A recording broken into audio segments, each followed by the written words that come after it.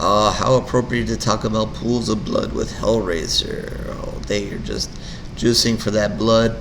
But again, we are talking about Hellraiser 2022, not all the other Hellraisers that we've seen in the times before. We're going to do this yet again. Yes, reboot, remake, do it again. We're going to get it right this time. We will see. So yeah, Hulu's going to try to get it right this time. You know, they certainly got it right with Prey.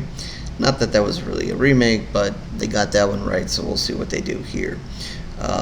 Let's start off with the IMDb plot, reminding us that this is a take on Clive Barker's 1987 horror classic, where a young woman struggling with addiction comes into possession of an ancient puzzle box, unaware of its purpose is to summon the Cenobites, which is never a good idea. Don't play with weird puzzle boxes, and don't summon Cenobites. Bad ideas.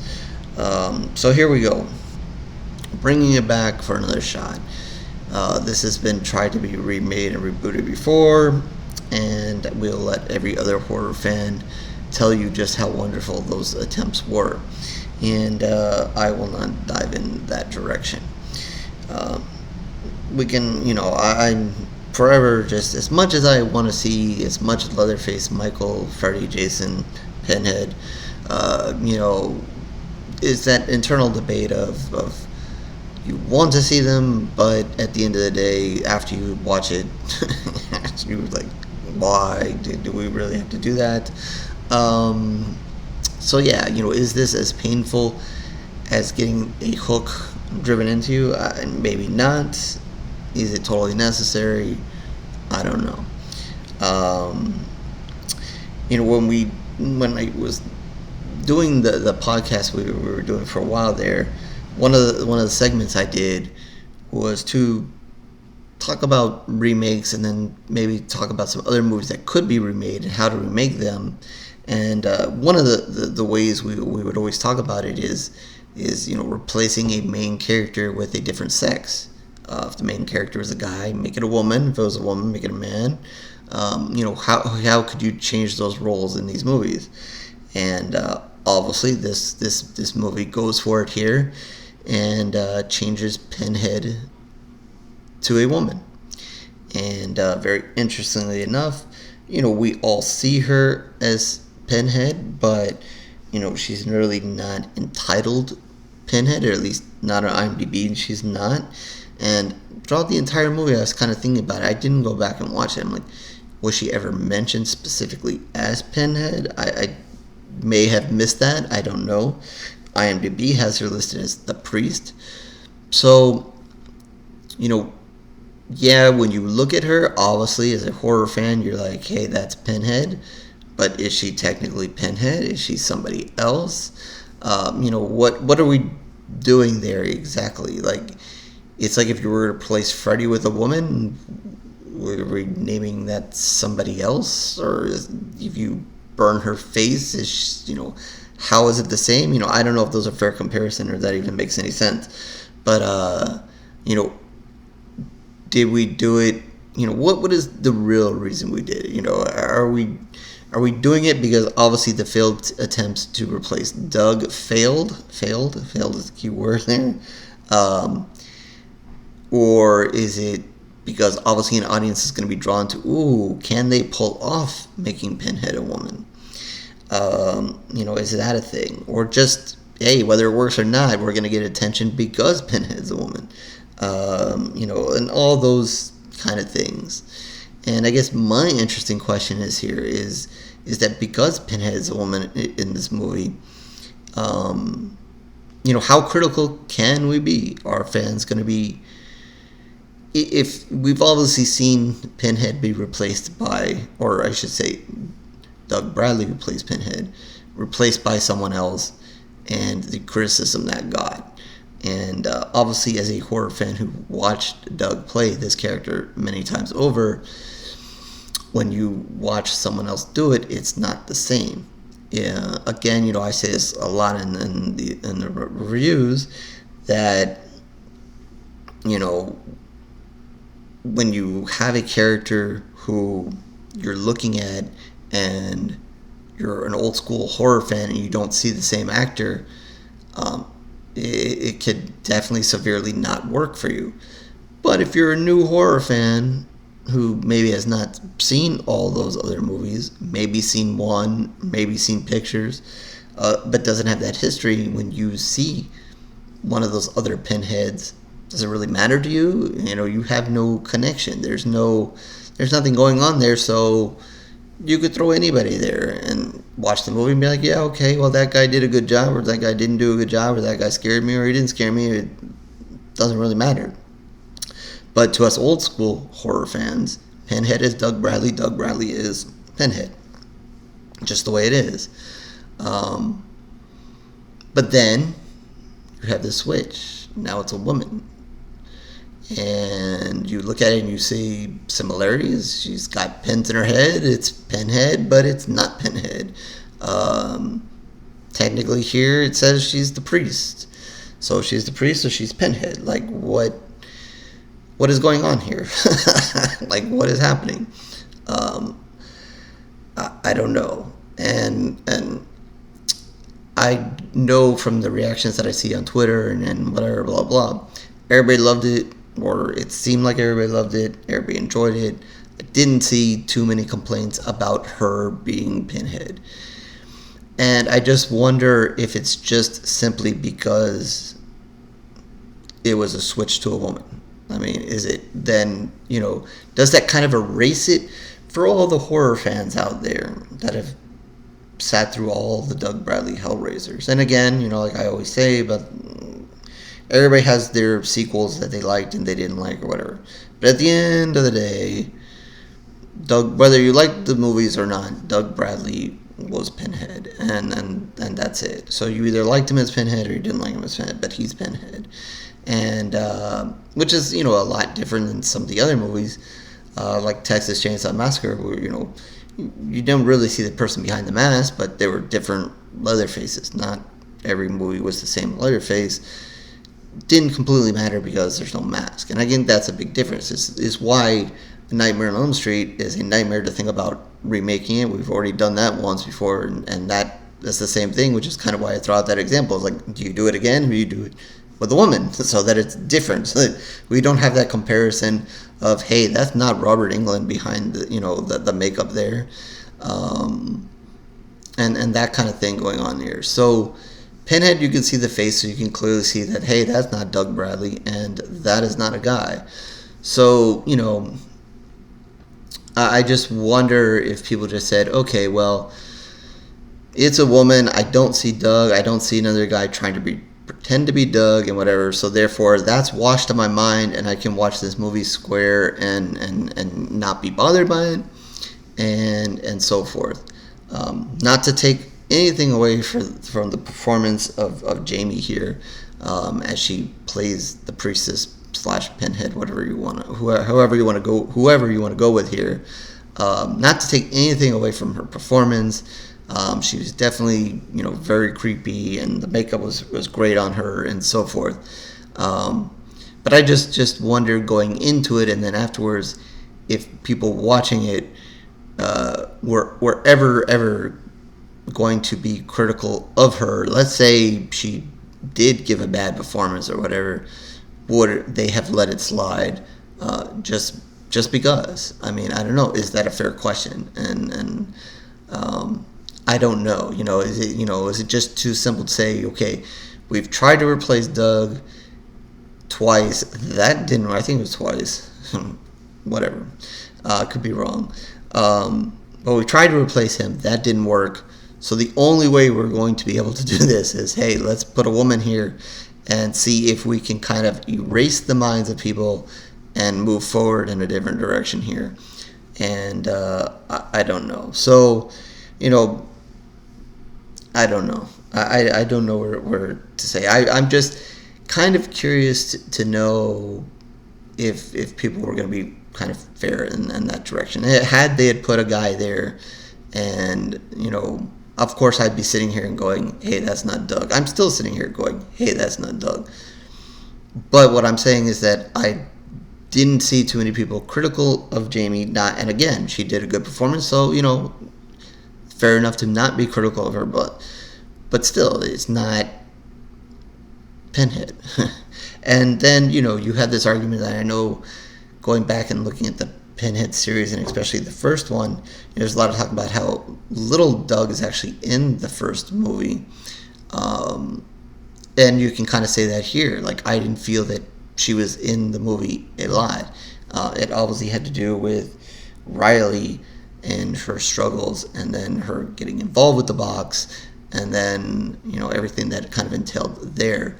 So you also kind of get away with it because of screen time. Like, I didn't feel that Pinhead or the Priestess here is on there a lot, but you can't complain about that, because if you really look at it, how much was, if I remember correctly, how much Doug was really in the first one.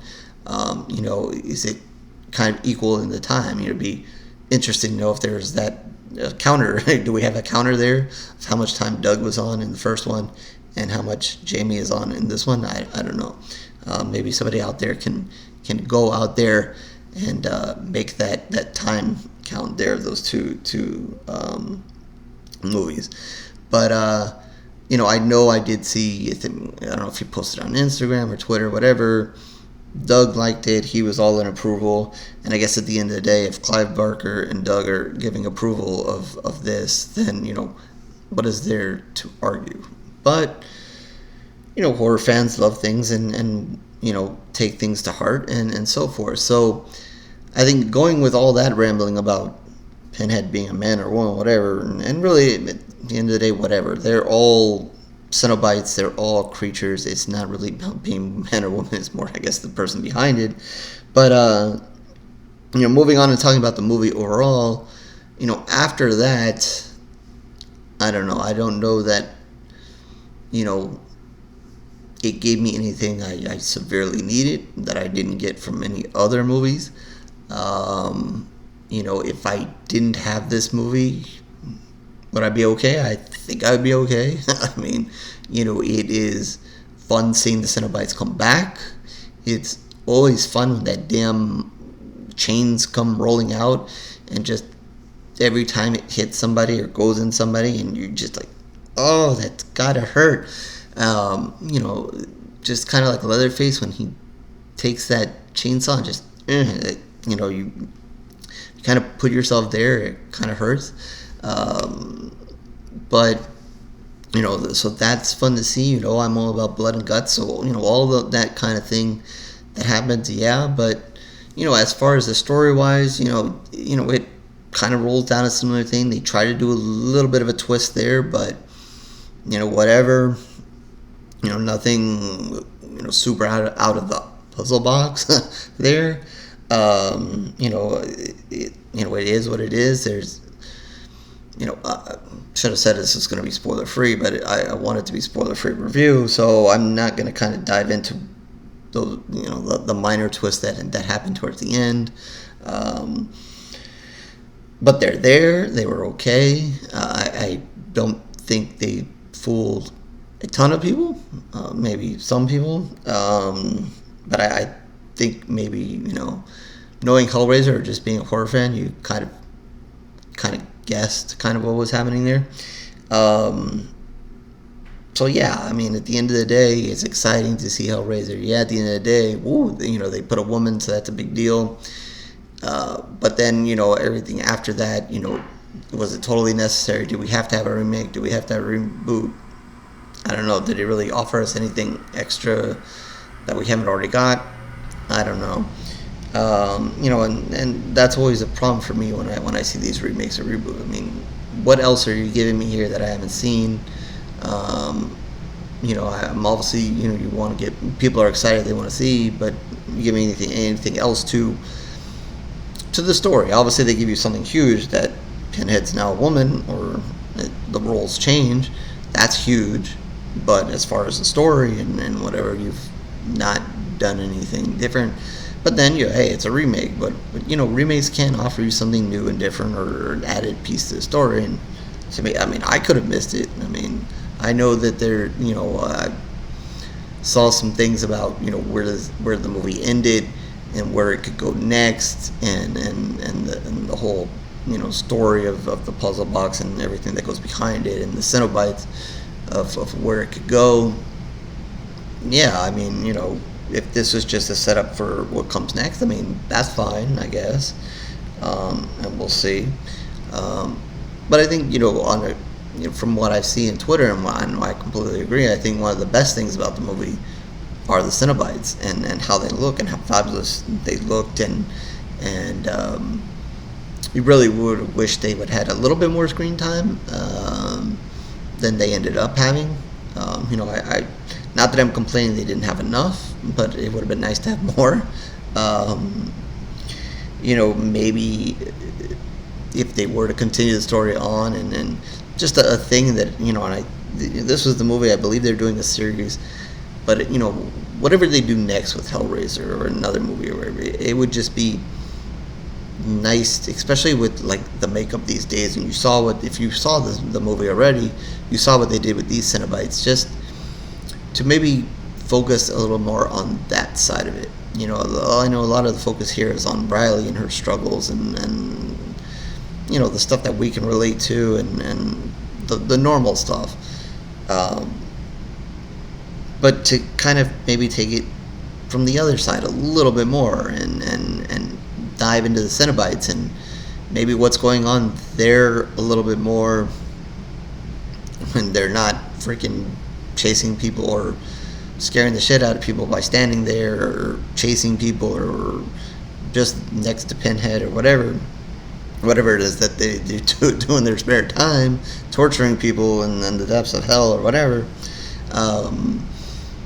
Just to have them be there a little bit more involved.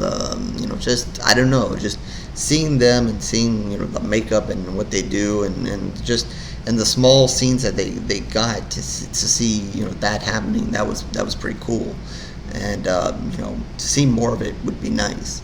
And I think with the original series, you got to see certain Cenobites do more as this series kind of went on, and then you had an introduction of new ones, and some supposedly died. If they do die or whatever happens to them, and blah blah blah.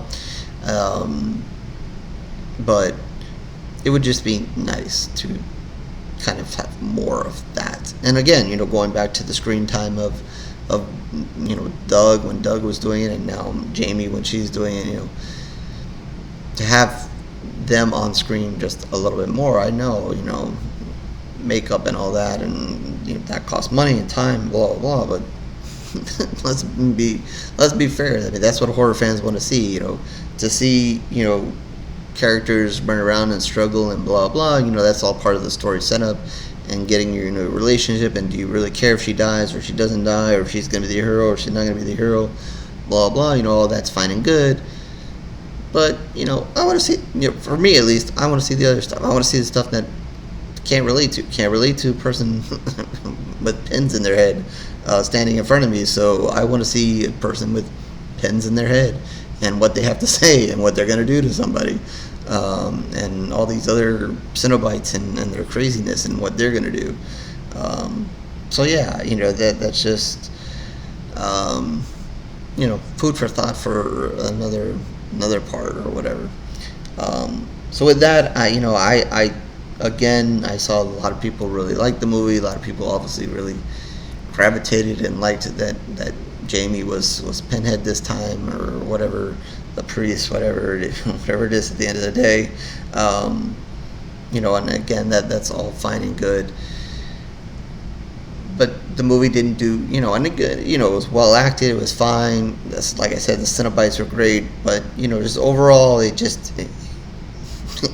didn't blow me away. It didn't do anything extra for me. Like when I watched Prey, and let's bring back Predator again after a long time. It's not a remake, it's not a reboot, but it's an interesting take on putting Predator in a different direction. And I don't know, that movie, I just walked away going, wow, that was good. Great performance, led by a woman.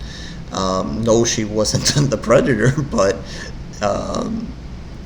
she is led by a woman, and she does a terrific performance in it, and whatever. Like I don't know. I watched that and just more blown away by that than this movie. And definitely better than some of these other reboots, whatever the hell you want to call that they attempted to do. I don't even think anybody's going to argue that. But I don't know. It's not. I don't know. Just didn't find it, hugely necessary at the end of the day. But whatever. So with that, I think I'm just gonna give it 2.5 pools of blood. Obviously, the Cenobites get all the pools of blood and blood because they were amazing. But just, as a whole, I don't know. If they were just giving something more to think about or whatever to know, whatever. And like I said, maybe this sets the ball for, maybe we get a trilogy like we just got with Halloween. Hopefully this turns out better. Maybe we dive into how the priest became the priest, and maybe they can create an interesting story behind that. Do they want to take the similar story to how Pinhead became Pinhead, or do they want to, it being a woman now, do they want to take it a totally different angle to it? We'll see. So I'm going to give it 2.5 pools of blood. We'll see. I would assume they have something else in store. And then, like I said, I think there's supposed to be a TV series.